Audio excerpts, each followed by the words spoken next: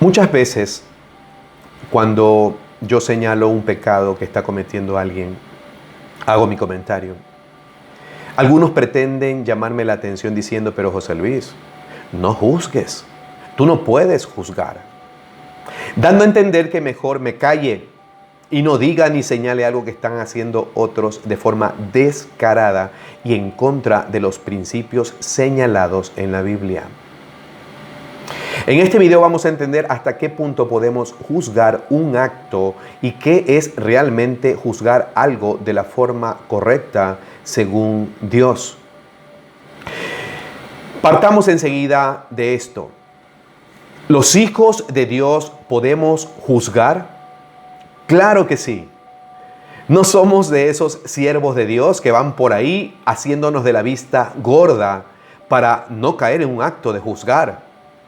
A estos políticos del evangelio les digo yo, la Biblia los llama perros mudos, gente que por el temor a la gente no señala el pecado. Unos lo hacen por miedo y otros por intereses personales, lo evitan señalar un pecado.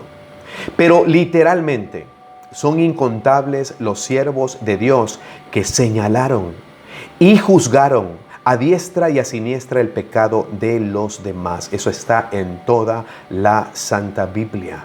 La Biblia lo dice categóricamente. Lo hizo Noé, lo hizo Elías, Malaquías, Isaías, Juan el Bautista, el mismo Señor Jesús. Luego lo hizo incluso el apóstol Pablo. Hizo un llamado de atención públicamente al mismo apóstol Pedro. Juzgó sus actos. Y lo más interesante es que nadie se rasgó las vestiduras, como muchos hoy se atribulan cuando le tocan a uno de sus ungidos. Y todos los siervos y profetas de Dios juzgaron con mucha dureza todo mal acto. Y todos se quedaban callados. Por ningún lado salió un defensor de seres humanos a decir, hermano, no juzgue.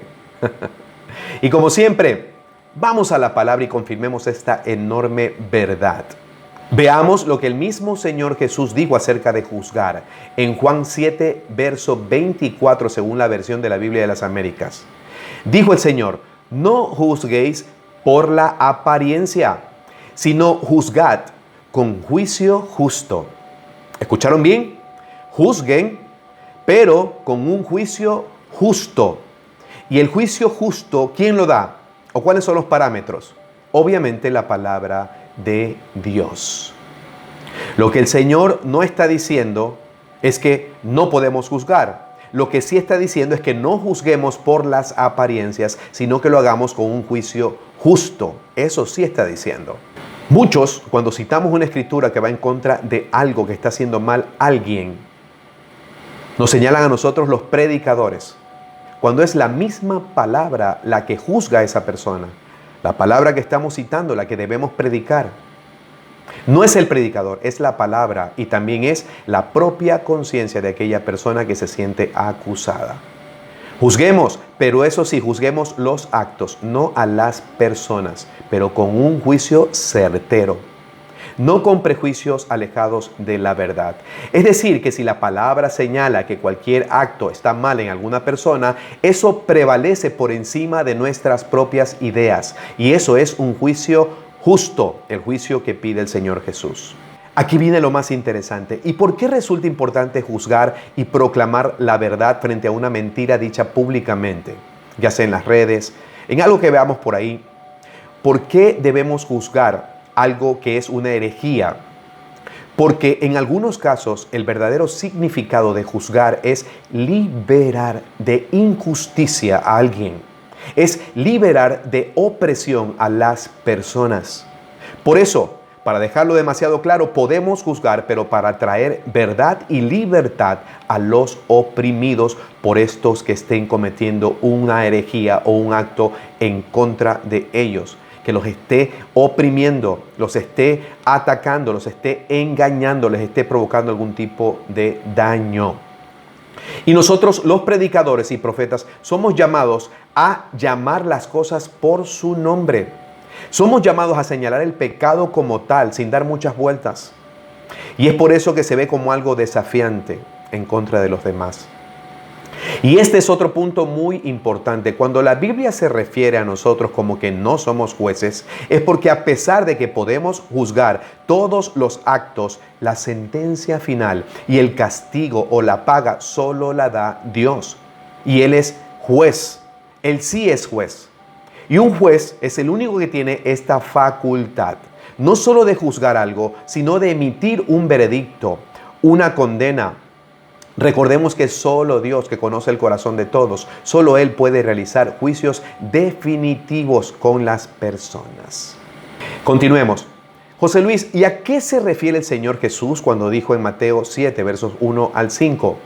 No juzguéis para que no seáis juzgados, porque con el juicio con que juzgáis seréis juzgados, y con la medida con que medís os será medido.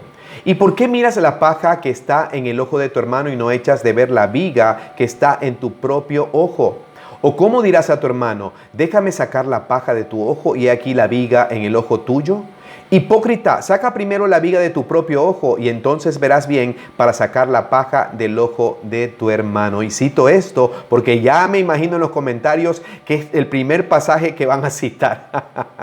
Por eso ya me estoy curando en seco.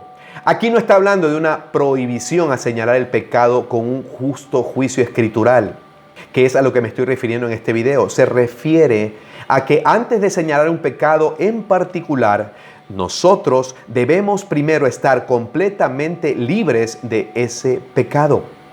Por eso es que Jesús dice, saca primero la viga de tu ojo, saca primero. Y entonces verás bien para ahora sí sacar la paja del ojo de tu hermano, para ahora sí señalar el pecado en la vida de tu hermano. Primero nosotros debemos haber superado ese tema, no tener ese mismo pecado para luego señalarlo, para luego poder decirle a otro que está mal. Eso sí es lo que dijo Jesús, porque había mucha gente cínica y sinvergüenza que decía a alguien que no haga algo cuando ellos también lo hacían. Por eso la palabra también dice que uno es bienaventurado cuando no se condena a uno mismo en lo que uno señala. En conclusión, los que vemos y entendemos el pecado como un pecado en el que nosotros no incurrimos, podemos señalar y juzgar abiertamente ese pecado para que los demás aprendan que algo está mal y no debemos quedarnos callados. Y lo que no podemos hacer, obviamente, como vengo diciendo, es juzgar, incluyendo una sentencia y una condena a nadie, ya que el juez es Cristo, el Señor de esa persona o de ese siervo es Cristo, no nosotros para emitir una condena y una sentencia final. Él sabrá qué va a hacer con el pecado en esa persona, en ese siervo, en ese hijo de Dios. Queridos amigos y hermanos, espero haber contribuido en algo a su crecimiento espiritual. Gracias por acompañarme hasta este minuto. Bendiciones totales.